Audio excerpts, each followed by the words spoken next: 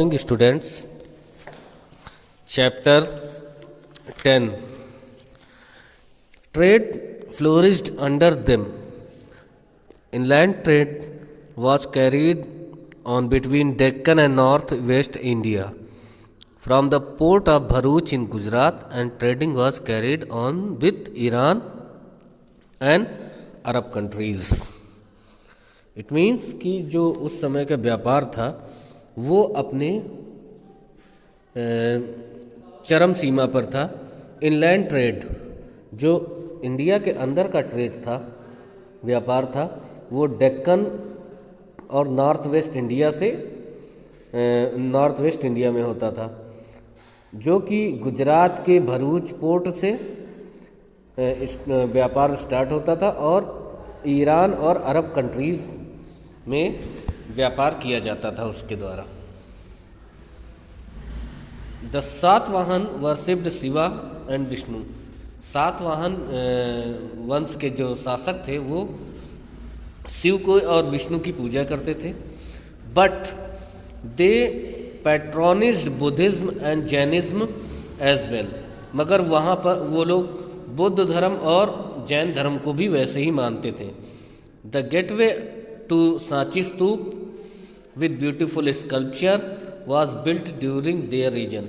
और उनके साम्राज्य में अच्छी अच्छी बिल्डिंग्स, स्कल्पचर मतलब मूर्तिकला और सांची स्तूप का निर्माण किया गया था। The Sangam as.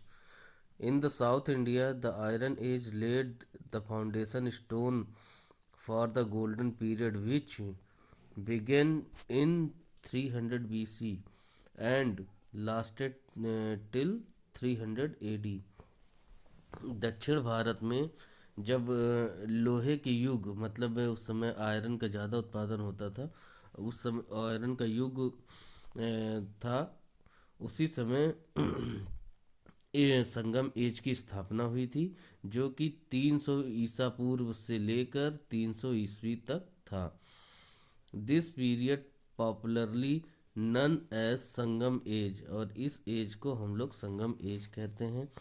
Is widely regarded as the golden age of Tamil, और ये तमिल के लोगों की एक सुनहरा काल था।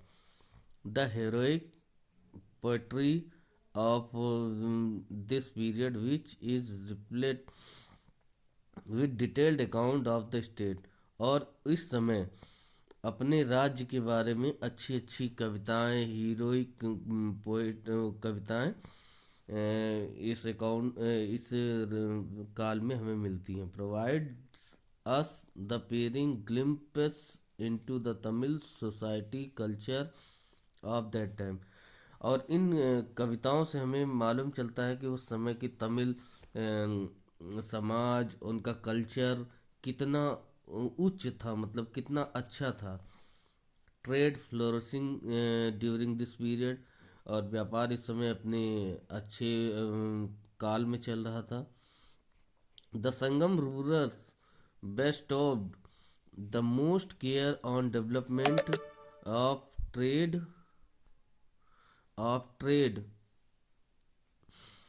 And agriculture. और जो संगम के रूलर्स थे, शासक थे, इन लोगों ने अपने व्यापार और खेती की वजह से अपना बहुत विकास किया। We get a picture of the trading for commercial activities of Tamils. ये जो पिक्चर आपको दिखाई दे रही है, ये तमिल लोगों के मतलब साउथ इंडिया के लोगों के व्यापार और व्यावसायिक एक्टिविटीज़ के बारे में बताता है। Not only from literary sources but also from contemporary foreign sources. और इससे उस समय के संसाधन के बारे में नहीं, जब इस संसाधन के बारे में ही नहीं, लेकिन उस समय के विदेशी जो सोर्सेस थे उस समय के, उनके बारे में भी पता चलता था। This reveals that the Tamilians had contact with foreign land and also trade relation with them. और इससे मालूम चलता है कि तमिल के कॉन्टेक्ट विदेशों में कहाँ कहाँ तक थे। The historical evidence testify the south Indian export the coconut oil, bananas, rice, millets and various medical plants product।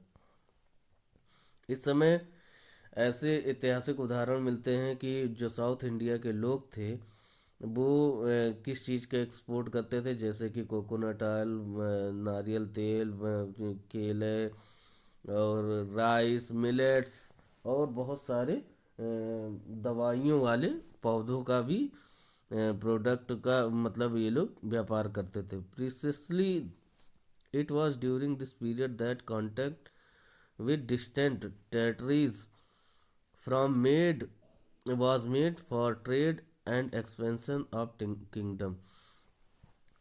और ये बिल्कुल निर्धारित है कि इस समय के पीरियड में भाई व्यापार एक राज्य में न रह के बहुत मतलब दूर दूर तक के राज्यों से फैल गया था।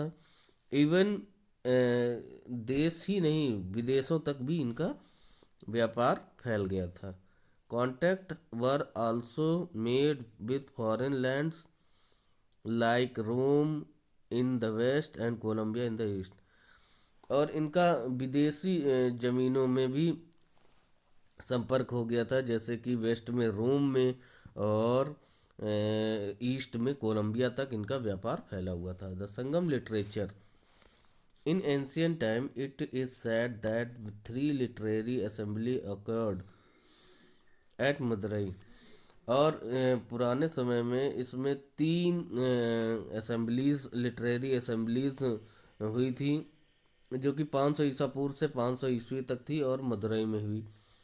Many poets, bards, scholars, sant, philosophers gathered together and held discussion the composed poetry। और इस समय बहुत सारे कवि, लेखक और क्या बोलते विद्यार्थी, संत, दार्शनिक दूसरे देशों में जाते थे उनके और मतलब वो लोग अपने देश में आते थे और डिस्कस करते थे, मतलब एक कविताओं के माध्यम से डिस्कशन करते थे। The completion of early Sangam are mostly lost expect त्रिकापिम the grammar of Tamil language from the second Sangam. और ये लोग उनका क्या बोलते हैं असेंबलीज को संस्कृत भाषा में वो तमिल लैंग्वेज में करते थे। More than 2000 poems composed at the third Sangam have fortunately survived and the compiled in 8 volumes। इस समय तक 2000 कविताएं कंपोज की जा चुकी थी जो कि तीसरे संगम के काल में हुआ था। And one of the most famous composition of third Sangam is त्रिकुरल composed by Thiruvalluvar. और इस समय एक कविता बहुत ज़्यादा फेमस हुई थी त्रिकुलर कुरल, जो कि जिसको कि कंपोज किया था तिरुवल्लुवर ने। Thiru in the Tamil is prefixed used so respect as Shri is used in North India और in संस्कृत। अच्छा, तिरु जो शब्द होता है, जैसे हम लोग किसी भी नाम के आगे रिस्पेक्ट देने के लिए श्री लगाते हैं, वैसे संगम लिटरेचर में वो लोग तिरु लगाते थे। These compositions gave us a very good knowledge about their life, political, social and economic. और इन्हीं कविताओं के द्वारा ये पता चलता है कि उन लोगों का जीवन में राजनीतिक, सामाजिक और आर्थिक कितनी नॉलेज थी। दे deals among every important custom of the period। और उस समय जितने भी महत्वपूर्ण रीति रिवाज होते थे उसके आधार पर ही रहते थे।